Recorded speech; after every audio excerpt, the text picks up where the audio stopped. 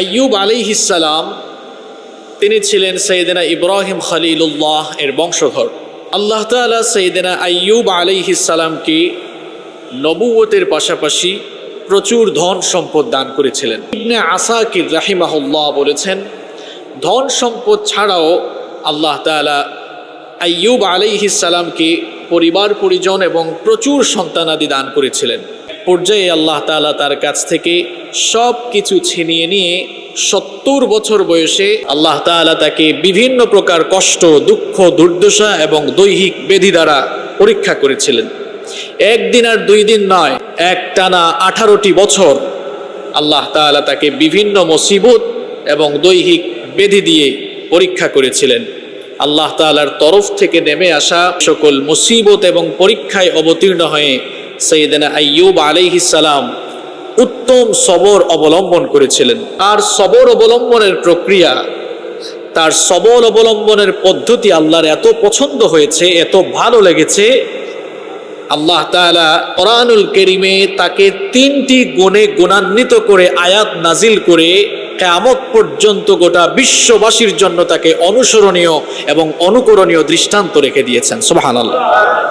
কোরআনুল কারীমের 38 নম্বর সূরা সূরাতুস সাদের 44 নম্বর আয়াতের শেষাংশে রব্বুল আলামিন সাইয়েদনা আইয়ুব আলাইহিস সালামের ব্যাপারে বললেন, ইন্না ওয়াজাদনাহু সাবিরা নি'মাল আবদু ইন্নাহু আওয়াব।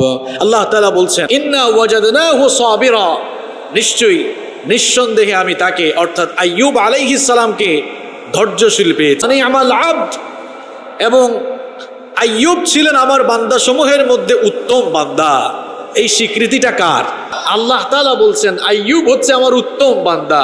নাম্বার 3 নাম্বার তার ব্যাপারে আল্লাহ তাআলা বলেন ইন্নাহু আওয়াব, সে ছিল আল্লাহমুখী, আল্লাহ অভিমুখী। সুবহানাল্লাহ পড়ে। এই 3টি গুণে আল্লাহ তাআলা তাকে কোরআনুল কারীমে গুণান্বিত করেছেন। সাইয়েদনা আইয়ুব আলাইহিস সালামকে রব্বুল আলামিন নবুয়ত দেওয়ার পাশাপাশি অঢেল ধন সম্পদ দান করেছিলেন, প্রচুর প্রাচুর্য তাকে দান করা হয়েছিল। এক পর্যায়ে তার কাছ থেকে সকল ধন সম্পদ কেড়ে নিয়ে এমন দুঃখ, এমন বালা মুসিবত, এমন পরীক্ষায় তাকে ফেলা হলো, কঠিন রোগও তাকে পেয়ে বসলো।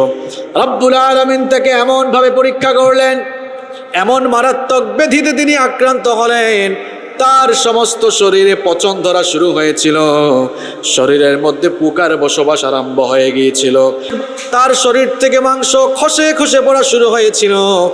তার স্ত্রী ছাড়া তার ছেলে মেয়ে, পরিবার পরিজন সবাই তাকে ত্যাগ করেছিল। এমনকি তার পাড়া প্রতিবেশী, নিকটাত্মীয় যারা ছিল সবাই তাকে ছেড়ে চলে গিয়েছিল। তার নিকটাত্মীয়দের মধ্যে তার 2 ভাই ছাড়া সবাই তাকে পরিত্যাগ করেছিল। আনাস বিন মালিক রাদিয়াল্লাহু আনহু আন্না রাসূলুল্লাহ সাল্লাল্লাহু আলাইহি ওয়াসাল্লাম قال ইন্না নাবিয়াল্লাহি আইয়ুব আলাইহিস সালাম লাবিথা বিহি বালাউহু 18 সানা। আনাস বিন মালিক রাদিয়াল্লাহু আনহু হাদিসটি বর্ণনা করেছেন। রাসূল করিম সাল্লাল্লাহু আলাইহি ওয়াসাল্লাম বলেছেন, নিশ্চয়ই আল্লাহর নবী আইয়ুব আলাইহিস সালাম একটানা 18টি বছর পর্যন্ত দুঃখ কষ্ট আর তিনি মুসিবতে পড়েছিলেন। ফারাফাদাহুল করিব ওয়াল বাঈদ ইল্লা রাজুলাইন মিন ইখওয়ানি, তার 2 ভাই ছাড়া তার পরিবার পরিজন, নিকটাত্মীয়, কাছের এবং দূরের সবাই তাকে পরিত্যাগ করেছিল। যেই 2 জন তার সাথে ছিল তারা তাকে সকাল এবং বিকেলে 2 বার দেখতে আসতো, কিন্তু সময়ের ব্যবধানে তারাও আইয়ুব আলাইহিস সালামের উপরে বিরক্ত হয়ে গেল। একদিন বিরক্ত হয়ে তারা নেতিবাচক করে বসলো। তাদের একজন অপরজনকে বলল, ব্যাপারটা কি লক্ষ্য করেছো নাকি? মনে হয় আইয়ুবের উপরে তার রব বড় রাগ করেছেন, আর আইয়ুব মনে হয় বড় পাপী, বড় গুনাহগার, মনে হয় বিশ্বের বুকে সেই সব চাইতে পাপী, এই জন্য তাকে এমন মুসিবত পেয়ে বসেছে। অপরজন তাকে জিজ্ঞেস করলো, কোন পাপের কথা বলছো? তখন সে তাকে বলল, তুমি কি দেখো না 18 বছর পর্যন্ত আইয়ুব কঠিন ব্যাধিতে আক্রান্ত হয়েছে, তার শরীর পচে গিয়েছে, তার শরীরের মধ্যে পোকার বসবাস শুরু হয়েছে, অথচ 18 বছর হয়ে গেল তার রব এখনো তাকে সুস্থ করছেন। এইরকম করে তারাও আইয়ুব আলাইহিস সালামকে পাপী বলে আখ্যায়িত করে তার ব্যাপারে নেতিবাচক মন্তব্য করলো। অপরদিকে তার ছেলে মেয়ে, তার পরিবার পরিজন সবাই তাকে ছেড়ে চলে গেল। একমাত্র তার স্ত্রী তার দেখাশোনা করছিলেন, কিন্তু সময়ের ব্যবধানে দুঃখ কষ্ট দুর্দশা তাদের উপরে এমন ভাবে চেপে বসলো। একদিকে সহায় সম্পদ সব কিছু হারিয়েছেন, অন্যদিকে ঠিকমতো তারা খাবার দাবারও জোগাড় করতে পারেন না। অন্যদিকে সাইয়েদনা আইয়ুব আলাইহিস সালামের শরীর দিন দিন তার শরীরের পচন বাড়তেছে। একদিন তার স্ত্রী আইয়ুব আলাইহিস সালামকে বললেন, প্রিয়তম স্বামী আমার, আপনি তো আল্লাহর নবী, 18 বছর হয়ে গেল আপনার যে ধন সম্পদ ছিল সব আপনি হারিয়েছেন, আপনার পরিবার পরিজন হারিয়েছেন, এমনকি আপনার গোটা শরীরটা পচে যাচ্ছে। কেন আপনি আপনার রবের কাছে একবারও ফরিয়াদ করলেন না? কারণ আপনি যদি ফরিয়াদ করেন, আপনি যদি দোয়া করেন, নবী দোয়া করলে আল্লাহ সেটা কবুল করবেন কিনা? তার স্ত্রী তাকে জিজ্ঞেস করছেন, কেন আপনি দোয়া করছেন না? আইয়ুব আলাইহিস সালাম তখন বললেন, প্রিয়তমা স্ত্রী আমার, ভালো করে শোনো, আমি তো একটানা 70 বছর সুস্থ স্বাভাবিক জীবন যাপন করেছি।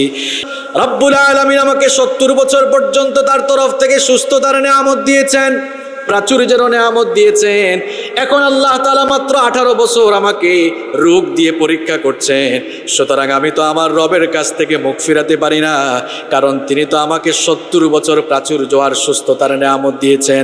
তিনি যে আমাকে 70 বছর নেয়ামত দিয়েছেন, সুস্থতার নেয়ামত দিয়েছেন, এই শুকরিয়া আদায়ের জন্য 18টি বছর নয়, যদি আমি 70 বছরও আল্লাহর শুকরিয়া আদায় করি, আরো 70 বছর আমি যদি রোগাক্রান্ত থাকি, তারপরেও ন্যূনতম আল্লাহর শুকরিয়া আদায় করা যাবে না।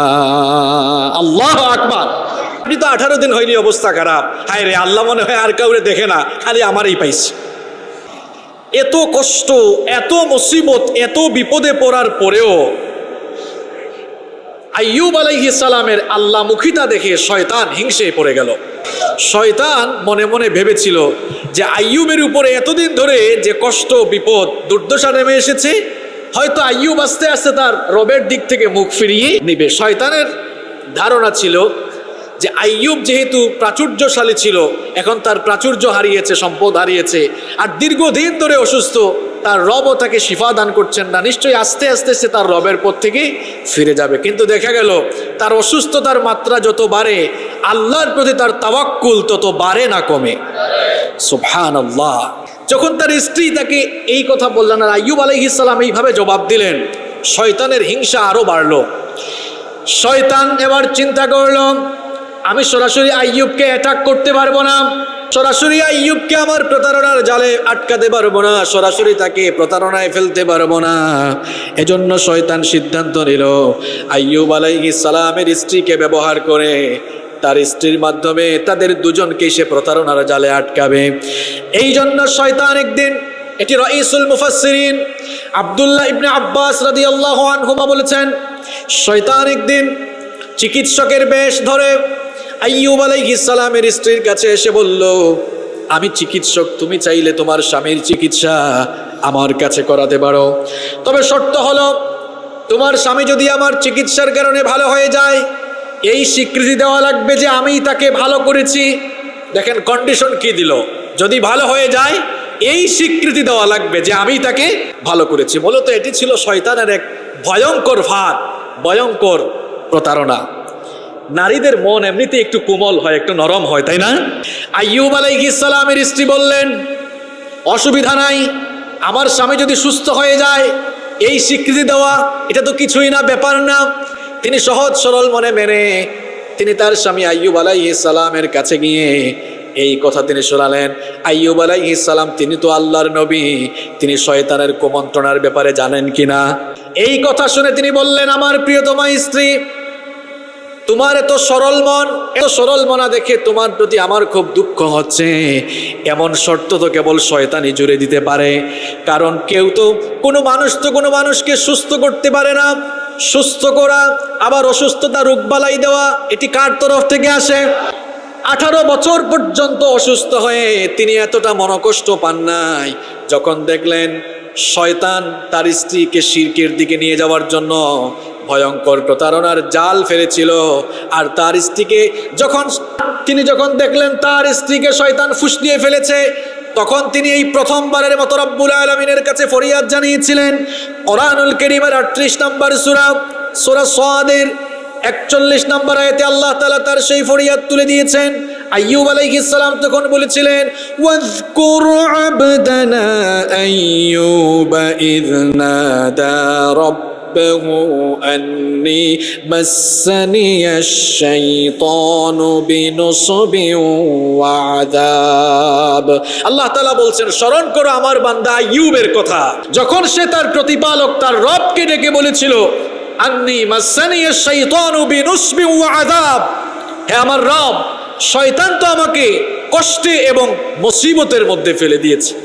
এর মানে হলো, এর ব্যাখ্যা হলো যে শয়তান তো তার এই প্রতারণার জাল দিয়ে আমার স্ত্রীকে প্ররোচিত করে আমাকে অনেক বেশি কষ্ট দিয়ে ফেলেছে। কারণ এই শর্ত শয়তান দিয়েছে যে যদি ভালো হয়ে যায় তাহলে স্বীকৃতিটা কাকে দেওয়া লাগবে? শয়তানকে। আচ্ছা বলেন তো, এই কথা যদি কেউ বলে যে তুমি আমাকে সুস্থ করে দিয়েছো, এর কি ঈমান থাকবে? এটা তো আল্লাহর সঙ্গে শিরক হয়ে যায়। আর শয়তান চেয়েছিল যে আইয়ুব আলাইহিস সালাম এবং তার স্ত্রীকে কোনোভাবে যদি ধোঁকায় ফেলে ঈমানের পথ থেকে শিরকের দিকে নিয়ে যাওয়া যায়, তাহলেই তো শয়তান সফল। কিন্তু আইয়ুব আলাইহিস সালাম এটা বুঝতে পেরেছিলেন। বুঝার কারণে, এমনিতেই তো অসুস্থ ছিলেন, অসুস্থ থাকলে মানুষের মেজাজ একটু খিটখিটে থাকে, তাই না? আইয়ুব আলাইহিস সালাম তখন রাগ করে তার স্ত্রীকে বলেছিলেন, শয়তান আমাকে সুস্থ করতে পারবে না, আমাকে তিনি আল্লাহর কসম করে, আল্লাহর নামে শপথ করে বললেন, আল্লাহ যদি আমাকে সুস্থ করে দেন তাহলে আমি তোমাকে 100 বেত্রাঘাত করব। সাইয়েদনা আইয়ুব আলাইহিস সালামের অসুস্থতা দিন দিন বেড়েই চলছে।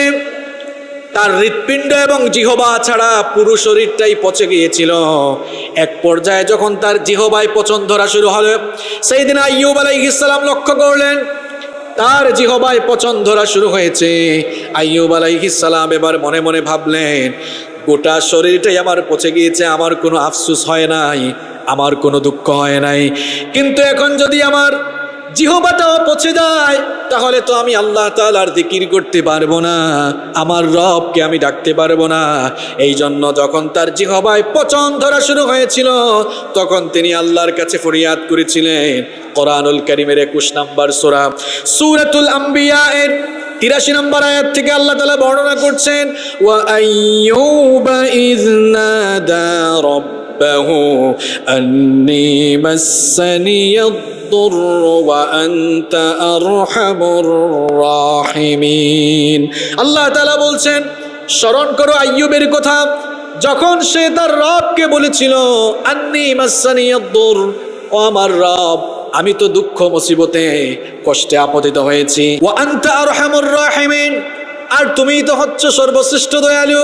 তিনি যে দোয়া করেছেন আল্লাহর প্রতি, কি এই দোয়ার মাধ্যমে তিনি কোনো অভিযোগ পেশ করেছেন নাকি? কোনো অভিযোগ নাই। তিনি বলেন নাই, আল্লাহ আমি অসুস্থ, তুমি কি এটা দেখো না? দেখেন দোয়ার ভাষা, দেখেন সুবহানাল্লাহ, কি সুন্দর দোয়া করেছেন। কোনো অভিযোগ পেশ করলেন না, কোনো হতাশাও প্রকাশ করলেন না। তিনি শুধুমাত্র এই কথা বললেন, আন্নী মাসসানিয়াদ-দুর, তিনি বললেন, আমার রব, আমি তো কষ্টে আপতিত হয়েছি, ওয়া আনতা আরহামুর রাহিমিন, আর আপনি তো সর্বশ্রেষ্ঠ দয়ালু। এই কথা দ্বারা তিনি এই কথাই বোঝাতে চাইলেন, আল্লাহ তাআলা আপনি তো সর্বশ্রেষ্ঠ দয়ালু, আপনি তো চাইলে আমার উপরে দয়া করে আমার জিহবাটা অন্তত ভালো রাখতে পারেন। আল্লাহু আকবার। তখনও তিনি আল্লাহর কাছে কোনো অভিযোগ পেশ করলেন না। আইয়ুব আলাইহিস সালামের এই ফরিয়াদের ভাষা আল্লাহর কাছে এত ভালো লাগলো, এত পছন্দ হলো, রব্বুল আলামিন আইয়ুব আলাইহিস সালামের ফরিয়াদটা কবুল করে ফেললেন।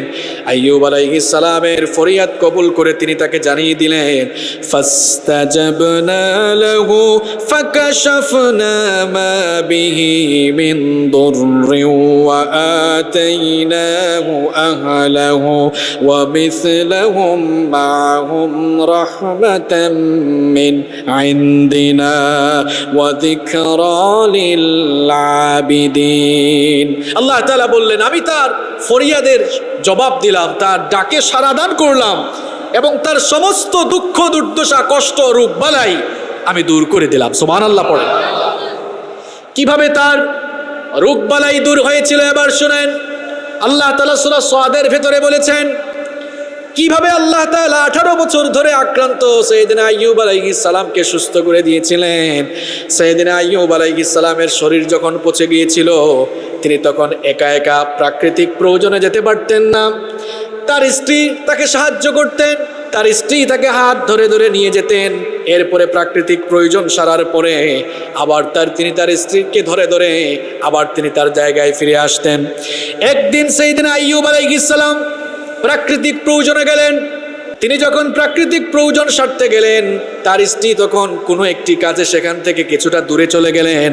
সাইয়েদনা আইয়ুব আলাইহিস সালাম তার প্রাকৃতিক প্রয়োজন শেষ করার পর তার স্ত্রীকে তিনি খুঁজে পেলেন না। এমন সময় আল্লাহ তাআলা তার উপরে ওহী নাযিল করলেন। আল্লাহ তাআলা তাকে জানিয়ে দিলেন, উরকুদ বিরিজলিকা হাযা মুগতাসালুম বারিদুন ওয়া শারাব। আল্লাহ তাআলা বললেন, হে আইয়ুব, তুমি তোমার পা দিয়ে মাটিতে ভূমিতে আঘাত করো। আইয়ুব আলাইহিস সালাম তার পা দিয়ে মাটিতে যখন আঘাত করলেন, মাটি থেকে তখন ঝর্ণাধারা বহমান হয়ে গেল। সুবহানাল্লাহ। তিনি যখন দেখলেন মাটি থেকে ঝর্ণাধারা বহমান হয়ে গেল, এটা দেখে তিনি বললেন, হাদা মুগতাসালুম বারিদুন ওয়া শারাব, এটি তো গোসল এবং পান করার জন্য খুব ঠান্ডা পানি। আল্লাহ তাআলা বললেন, এটি তোমার রোগ দূর করার জন্য, ভালো হওয়ার জন্য এটি আমার এক বিশেষ কুদরতি ব্যবস্থা। তুমি এই পানি পান করো এবং এই পানি দিয়ে গোসল করো। সাইয়েদনা আইয়ুব আলাইহিস সালাম যখন সেই পানি পান করলেন আর সেই পানি দিয়ে তিনি যখন গোসল সম্পন্ন করলেন, রব্বুল আলামিনের কুদরতি ব্যবস্থাপনায় তিনি অসুস্থ থেকে সুস্থ হয়ে গেলেন এবং এমনকি তিনি আবার পূর্বের মতো আবার সুস্থতা ফিরে পেলেন। তার স্ত্রী কাজ শেষ করে আসলেন। এসে তিনি আইয়ুব আলাইহিস সালামকে চিনতে পারতেছেন না। তিনি বললেন, হে পথিক, এখানেই তো আল্লাহর নবী রোগাক্রান্ত আইয়ুব আলাইহিস সালাম ছিলেন, তুমি কি তাকে দেখেছো? আল্লাহর কসম, তোমার চেহারা তার মতোই লাগছে, কারণ আইয়ুব আলাইহিস সালাম অসুস্থ হওয়ার আগে যেমন চেহারা ছিল, তোমার চেহারাটাও কিন্তু এইরকমই লাগছে। আচ্ছা, তুমি কি রোগাক্রান্ত আইয়ুব আলাইহিস সালামকে দেখেছো? তিনি তো এখানেই ছিলেন। আইয়ুব আলাইহিস সালাম তখন বললেন, প্রিয়তমা স্ত্রী আমার, আমি তো তোমার সেই আইয়ুব, আমি আবার আগের অবস্থা ফিরে পেয়েছি। তার স্ত্রী বললেন, আপনি কিভাবে আগের অবস্থায় ফিরে আসলেন? এটা কিভাবে সম্ভব? তিনি তখন ঘটনা শোনালেন। তিনি বললেন, আল্লাহ তাআলা তার অসীম কুদরতি ব্যবস্থাপনায় আমার রোগবালাই দূর করে দিয়েছেন। আমার সবরের কারণে আল্লাহর প্রতি আল্লাহ তাআলার প্রতি আমার যে তাওয়াক্কুল ছিল, আল্লাহর প্রতি আমার যে সবর ছিল, আল্লাহ তাআলা খুশি হয়ে অসীম কুদরতি ব্যবস্থাপনায় আমাকে সুস্থ করে দিয়েছেন। সুবহানাল্লাহ।